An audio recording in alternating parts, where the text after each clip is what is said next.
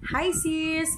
Buti na lang na i-comment mo yan kasi gagawin ko talaga to ng video pero sasabihin ko na dito total. Lagi ko sinasabi na ako, minsan hindi ako nakakapagtimbang ng food kasi nagtatrack lang ako. Yung mga food na kinakain ko everyday is linilista ko.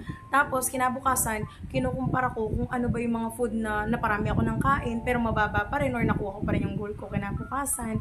Yun yung ginagawa kong technique minsan. So eto na nga. Yung una, pinakbet. Syempre mga gulay, yung mga high in fiber food, yan. Pinakbet. Kahit na halimbawa makatatlo, 4 na beses akong bumalik. Pero syempre yung rice mo nun dapat limited pa rin ha.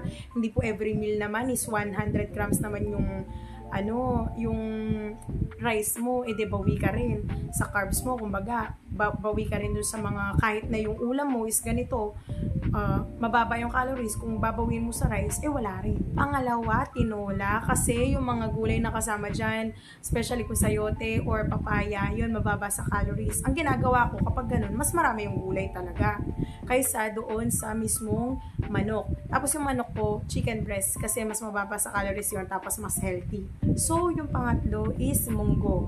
Opo, maganda rin yung munggo kasi high in fiber siya, madali siyang makabusog, ganyan. Number 4 naman po, ay yung tokwa. Maganda rin po siya kasi high in protein, tapos nakakabusog din siya. Yun, ang ginagawa ko na lang nun kasi diba yung tokwa is plain lang, diba? Pwede mo siyang ihalo sa mga ulam. Pwedeng sa, halimbawa, adobong sitaw, ganyan, lagyan mo ng tokwa, diba?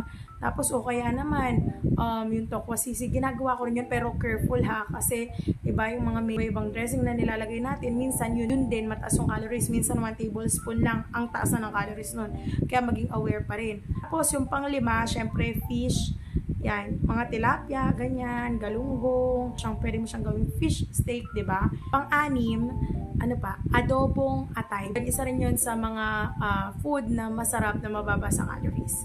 Road to our weight goal soon! Laban lang!